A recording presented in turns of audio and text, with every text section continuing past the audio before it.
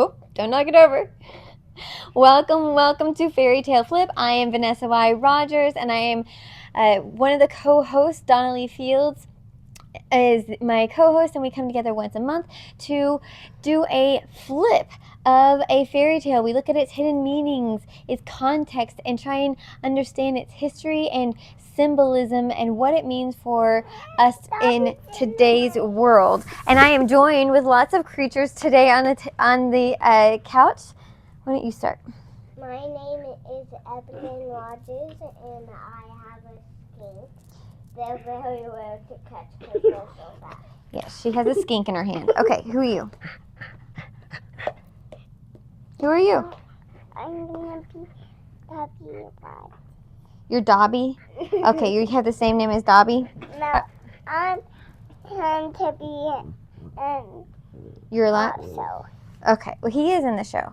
All right, so this is Keegan, this is Dobby, and who are you? My name is Okay, your turn. Go ahead. Keegan's tired. Keegan Rogers. Good job. All right. My name is Declan Rogers, and this little creature over here is Dobby. That's right, Dobby. What? Dobby what? Dobby Rogers. All right, and we're going to be talking about Sleeping Beauty. And there's lots of different versions there, but the one that most people are most familiar with is probably the Grimm fairy tale one, because it's most closely aligned to the Disney version that was movie that was made in 1959. Oh, I guess Keegan's leaving. Okay, and we're going to be reading from this book, Tales from the Grimm Brothers, illustrated by Herbert Lupin. All right, scooch in. Okay. Dobby's ready. There once lived a king and queen who longed to have children, but had none. One day when the queen was bathing in a river, a frog jumped out onto the bank beside her. "Your dearest wish will be granted," he said. "Within a year you will have a daughter." The frog's promise came true, and the queen had a beautiful baby girl. The king was so delighted that he decided to give a great feast to celebrate the birth. The king invited not only all his relatives and friends and acquaintances, but also the wise women of the kingdom, hoping this would make them kind and friendly toward his child. Don't fall. There were 13 wise women, but he only had 12 golden plates, so one of them couldn't be invited. Uh-oh. Sounds like a catastrophe to me. It was a wonderful feast. When it was all over, Keegan, hey, don't interrupt, okay? When it was all over, the wise women gathered around the cradle to give their magical gifts to the child. One gave virtue, another beauty, another wealth, and so they continued until she had everything she could ever wish for.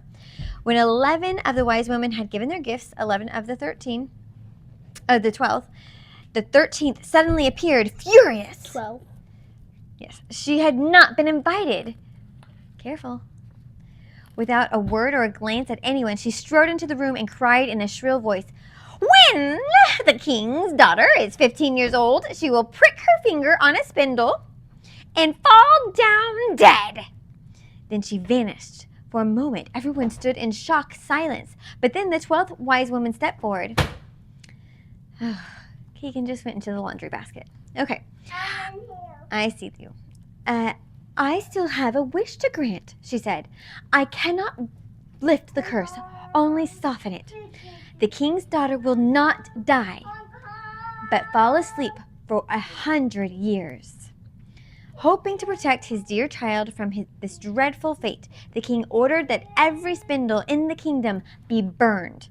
As the princess grew, she was good and kind and beautiful as the wise women had promised. All who met her loved her.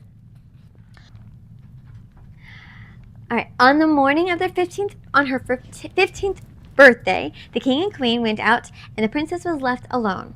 She decided to explore the castle, and wandering around, peered into any rooms that looked interesting. After some time, she came to an old tower. She climbed its narrow, winding staircase. Oh yeah, there's some birds with crowns on their heads. Okay, she climbed in a what? Look, there's a cat. There's a cat. She climbed A narrow winding staircase found a little door. In the lock was a rusty key. When she turned it, the door sprang open. In the little room sat an old woman busily spinning flax. "Good morning," said the princess. "What are you doing?" "I'm spinning," said the old woman. "What is that thing bobbing up about so prettily?" asked the princess, reaching for the spindle. No sooner had she touched it than she pricked her finger, and the wise woman's curse began to work. She fell into a deep sleep, and sleep took hold of the whole castle. The king and queen, who had just entered the great hall, fell asleep, and so did the whole court. Ooh, it's a pretty picture. Kind of scary, though. Okay, then the horses in the stable fell asleep, the dogs in the yard, the doves on the roof, the flies on the wall, even the fire in the hearth flickered and died down. The roast stopped sizzling. The cook, who was about to box the kitchen boy's ears, let him go and fell asleep too. Even the wind settled down to sleep, and all around the castle not a leaf stirred.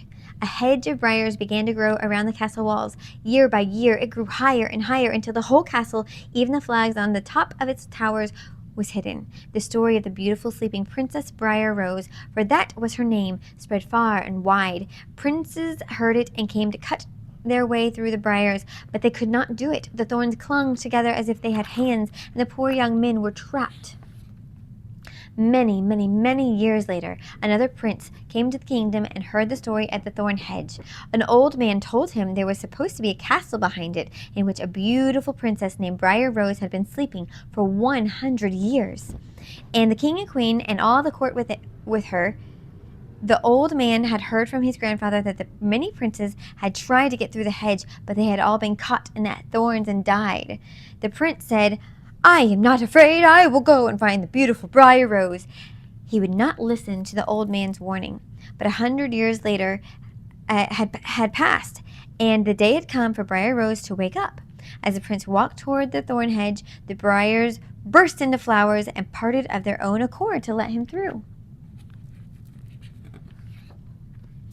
In the castle courtyard, he saw the horses and the hunting dogs lying fast asleep, and the doves perched on the roof with their heads tucked under their wings.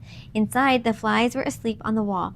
The cook still had his hand raised to hit the boy, and the kitchen maid sat holding the black hen that she had started to pluck. He came to the great hall and saw the whole court lying on the floor, and the king and queen sleeping on their thrones. Everything was so quiet he could hear himself breathing. On he went, and at last he came to the old tower and opened the door of the little room where Briar Rose lay asleep. She looked so beautiful.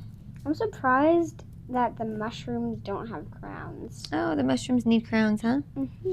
She looked so beautiful, he bent down and kissed her. As soon as she felt the touch, Briar Rose woke up and looked lovingly at the prince. As the prince and princess went down the stairs together, the king and queen and all the court woke up and looked at each other with each other wide-eyed. The horses in the yard stood up and shook themselves. The hunting dogs leaped up and wagged their tails. The doves on the roof looked around and flew into the field. The flies crept up the wall. The fire in the kitchen flared up, and the cook cooked the food. The roast sizzled again. The cook boxed the kitchen boy on the ear and made him yelp. And they lived happily ever after. and made him yelp, and the maid finished plucking the chicken. Soon afterward, the prince and Briar Rose were married and The end. lived Happily ever after. ever after. The end. The end. All right, what was your favorite part? My favorite part was that all the animals and things in the story had crowns. Oh, the pictures? Mm-hmm. Yeah, that was cute. I liked that all the things woke up. That After 100 years. yeah. What did Skink like about it? I think he likes the